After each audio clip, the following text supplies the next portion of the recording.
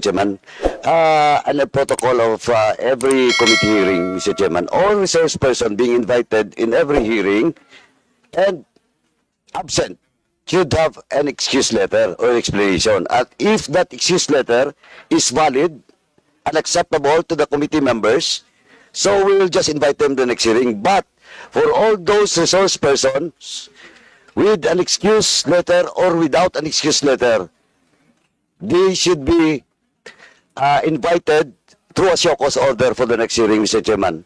So that's a matter of protocol and procedural in every committee hearing, Mr. Chairman. That's why I want to go back to the invited guest that was mentioned by Congressman Abante.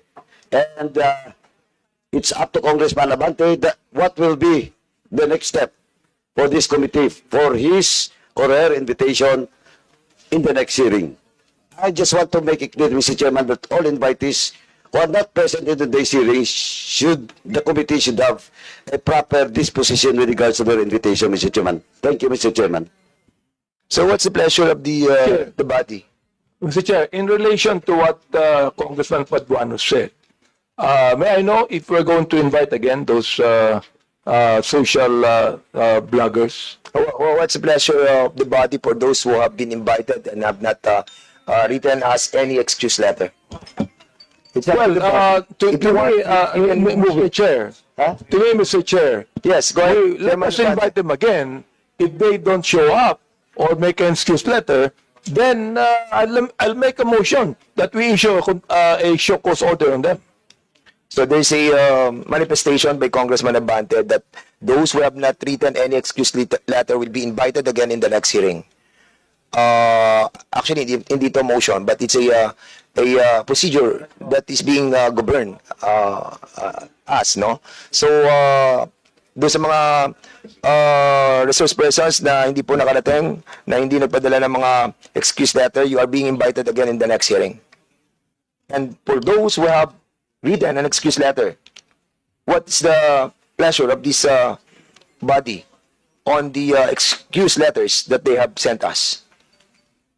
Because they have written as letters. Mr. Chairman, kasi po, in our procedure, depende po sa content ng excuse letter if it is valid or not. That's why, I suggest, kaya lang, tumatagal tayo dito, Yeah. I suggest sana na we will discuss each and every excuse letter. Kasi magkaiba po reason at saka content ng letter. Correct. Diba? For example, in the case of the person that was mentioned by Congressman Abante, ganon po yung sagot niya. Shall we invite her? Babae ba? Shall we invite her again or issue a show cause order? For me, Mr. Chairman, that is offensive and we should also issue a show cause order for her. And we will not just invite her in the next hearing, we will issue a show cause order for that person. Mr. Chairman. According sa, okay, thank you so much for that, Congressman Paduano. According sa Section 9 of our rules, witnesses shall be granted more than two postponements of appearance before the committee without justifiable cause. So we can issue a show cause order because wala silang justifiable reason. Mr. Chairman, Yes, Congressman Ako, please. we must distinguish the resource person who was invited but did not offer any excuse from the resource person who was invited but came up with a letter excuse. So why should we treat them the same?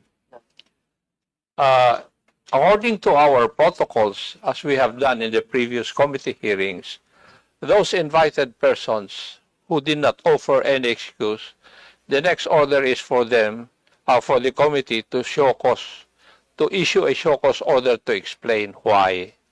And for those people who offered an excuse for their absence, it's up for the committee to determine whether the excuse is acceptable or not.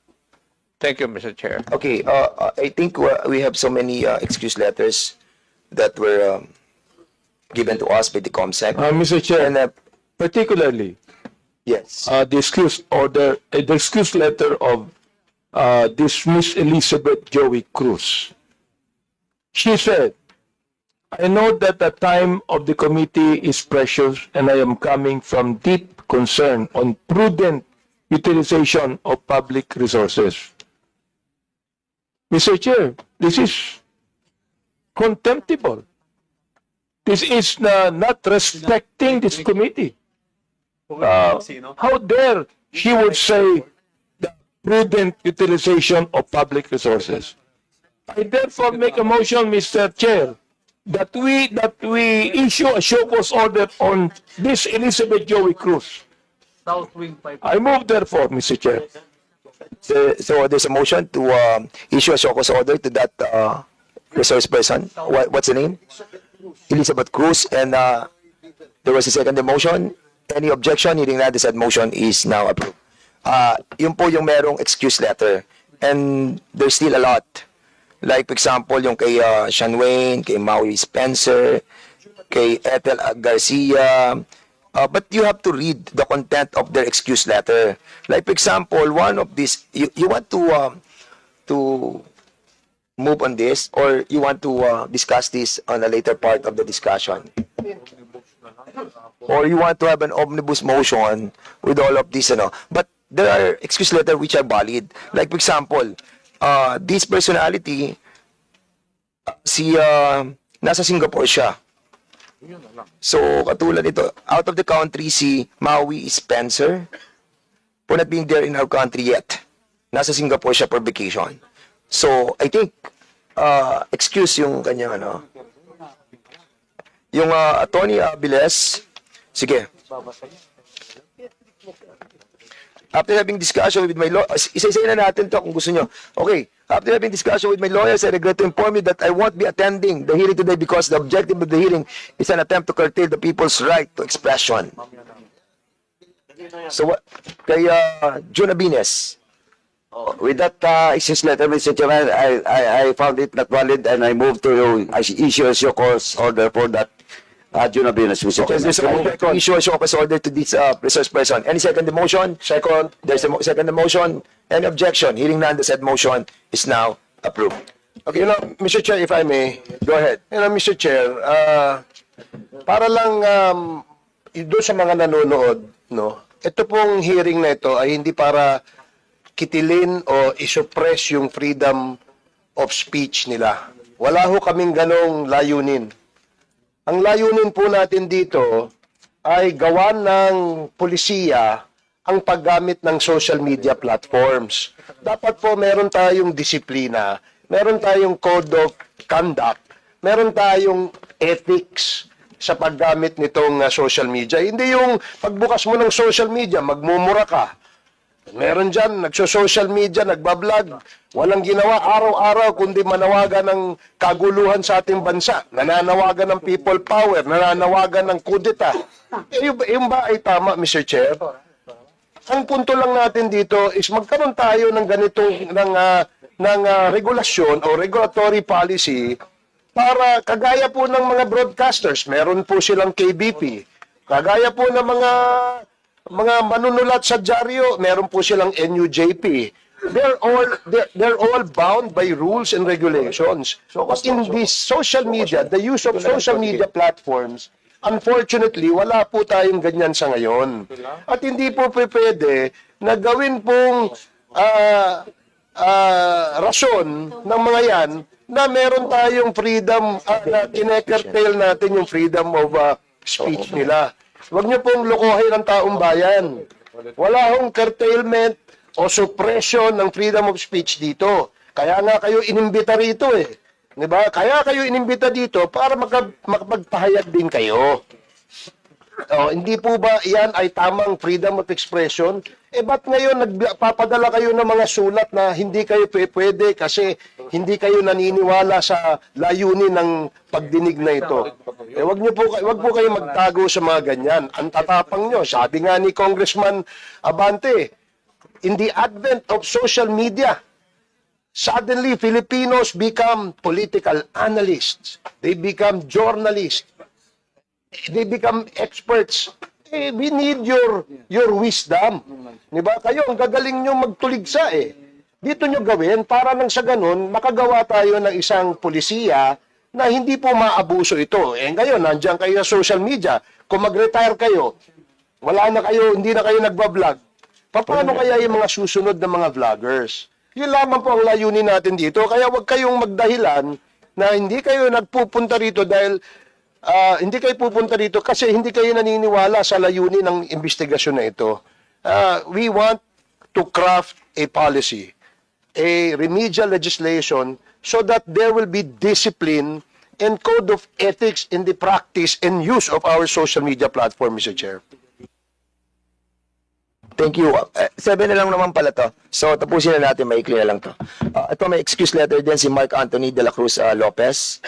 I was supposed to stand in front of this committee today in what has been asserted as inquiry on fake news peddlers, narco-bloggers, and Pogo-funded bloggers in aid of legislation.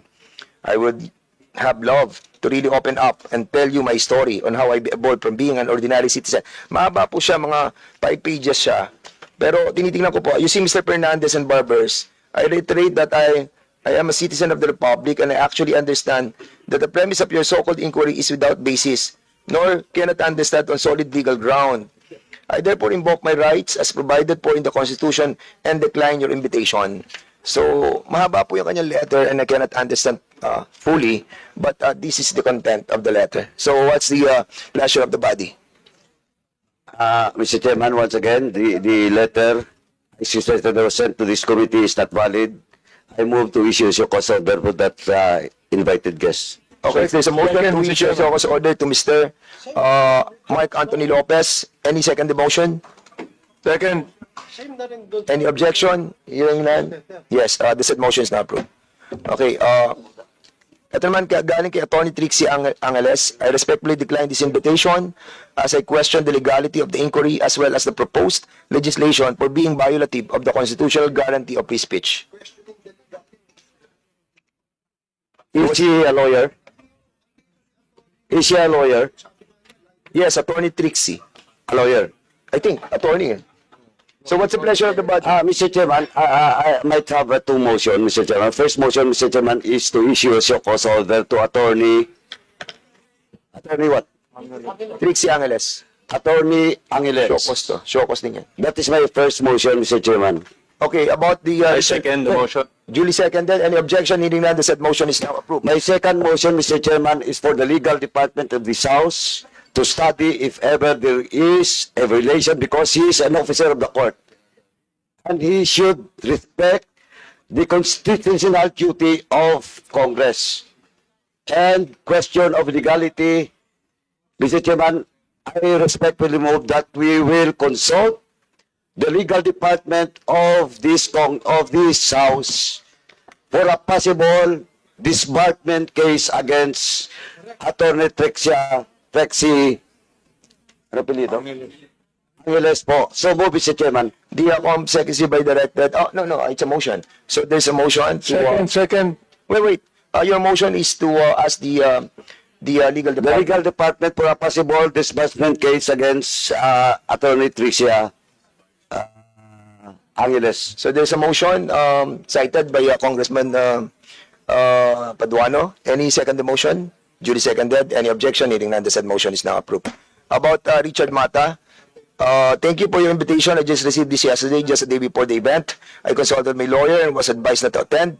The late invitation plus the unclear purpose of the event, we support the freedom of speech. So, what's the pleasure of this body?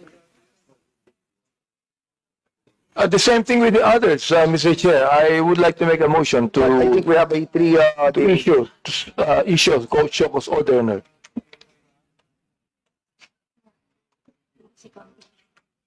There's a motion. Any second the motion? Duly second. Any objection? Hearing none, the said motion is now approved. About the Aaron Peña. While I initially wanted to accept, I would like to respectfully decline your invitation to share my knowledge on matters that were raised by Representative Ace Barbers in his privileged speeches. Last year, after a series of consultation with my lawyers, I would like to categorically state that I'm neither paid by POGO operators nor drug lords, and so my knowledge is not used for the goal of the joint committee. Same thing. Motion. Mr. Chairman, I move to issue a show cause order for There's a motion to issue a show cause order to this person. Any second the motion? Second the motion. Duly seconded? And objection, hearing none, the said motion is approved. And Kisette Chu. This in reference to your invitation to the joint inquiry congressional hearing on social media. After careful consideration, I would like to respectfully turn down your invitation due to these following reasons. Mahaba po yung reasons. 4 pages.